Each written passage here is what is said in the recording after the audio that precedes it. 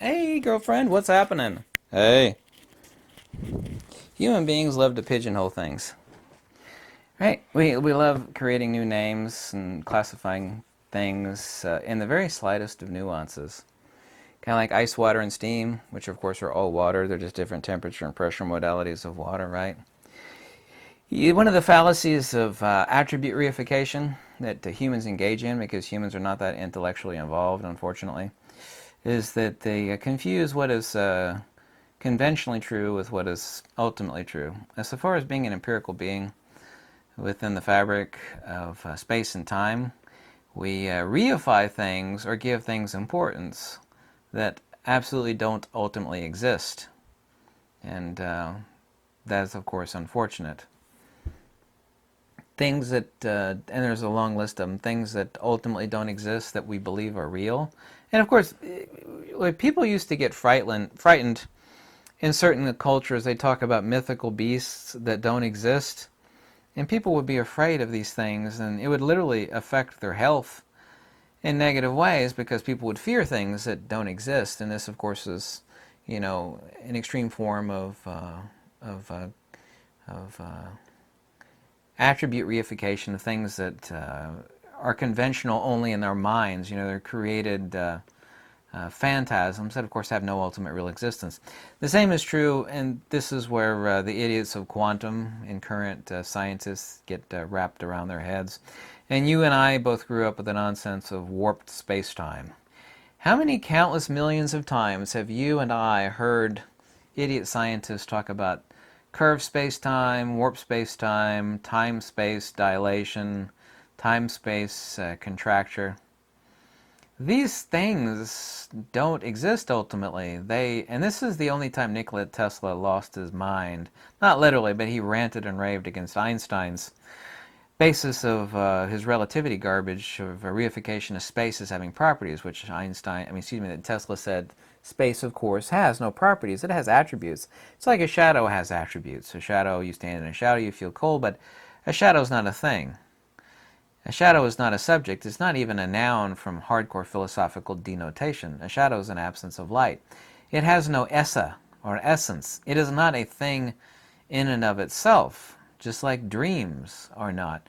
These are phantasms, but human beings love to engage in conceptual reification, kind of like people being afraid of dragons and Bigfoot, and being scared to death by things that are generations inside their own mind, and the inferior nature of how their mind intellectualizes and conceptualizes things that don't ultimately exist. 99% of the things that you and I worry about in life are not of any importance at all. We worry about bills and countless other things. Bad things will happen to us if we don't pay the bills, obviously, but these things don't ultimately exist, and they ruin our lives. I'm as guilty of that sin, if you will, as you're guilty of it.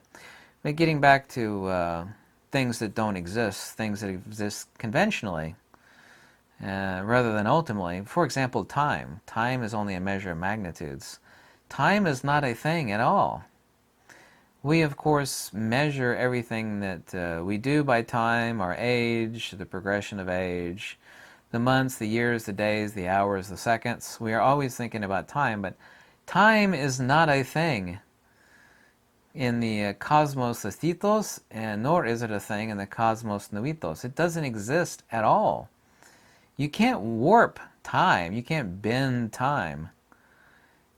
For empirical beings that partake of mass and magnitude and measure, time does exist. It exists conventionally, but we can't talk about it ultimately. There's no such thing as time. Time does not exist at all. Not ultimately, it does not. Neither does space. Space has attributes, but it has no properties. Space does not act upon anything. You can't bend space. There's nothing to bend. All presumed supposed and completely unreal spatial contracture, hypothesized by relativity and the idiots of quantum, is of course a field pressure or effect modality, i.e. an ether perturbation modality, It has nothing to do with bending space. Space has no properties to bend. It's like talking about bending unicorn farts. These things do not exist ultimately at all. Just like waves. There's nothing that scientists love to talk about more than waves. Waves of this, waves of that. Waves of what? There's no such thing as a wave. To talk about waves is like talking about flickering. You know, the flames that are flickering here on my monitor? I would talk about flickering, but why does nobody say waves of what? Flickering of what? Flickering is not a thing. Flickering is what something does. Yeah? The flames are flickering, right? Or moving or pulsating. There's no such thing as a wave. A wave is not an essay. It has no principality. We reify and classify things subdeterminately based upon their conventional existence to us stupid human beings. Well, I'm speaking generally, but not specifically. I wish the scientists out there would actually consider this. They do these things and they wonder why they can't come up with a unified theory of the universe. Everything is already unified. It's that human beings love to subclassify and reduce and separate things. But they've never been separated to begin with, and they don't need to be subclassified. There's no such thing as dielectricity versus magnetism versus electricity versus so-called gravity. Gravity doesn't exist at all. Electricity is a hybrid of dielectricity and magnetism is just the dielectric field in expressing the loss of its energy or inertia that manifests as an expanding and contracting extrapolation of the interior geometry and ultimately that of the toroidal shape of force and motion, i.e. centrifugal divergence. That defines what magnetism is. But magnetism is not anything other than saying dielectricity and loss of its energy. If we were to say dielectricity and loss of its energy, we're talking about magnetism. Reintegration of that loss of energy or inertia, i.e. contracting, is increasing dielectricity because the smaller the space, the higher the capacitance. The larger the space, the less the capacitance, the less the potentiality. Magnetism is the actuality. Dielectricity is the potentiality. All the things that we think are different things are not different things at all. They're just different expressions of one and the same thing. Ice, water, and steam. Perfect little example. We all know ice, water, and steam are the same thing. Well, why do we need to subclassify them? Well, they help in our parlance of communication with others. You would never tell somebody to go grab some solid steam, i.e. ice, or go grab some condensed steam, or ice. Yeah, ice would, someone would say condensed steam would be ice. I mean, these are the words of parlance for communication and conceptualization inside of our own minds when we communicate with other human beings. But from the perspective of Mother Nature, these things don't exist at all. The grand unified theory has always been there, and it's always been unified. It's that human beings love to classify and separate things. Hey, we got two different things here. This one's a white rock, and this one's a black rock. There's two different things. We're going to call this a igneous so-and-so. We're going to call this a sedimentary so-and-so.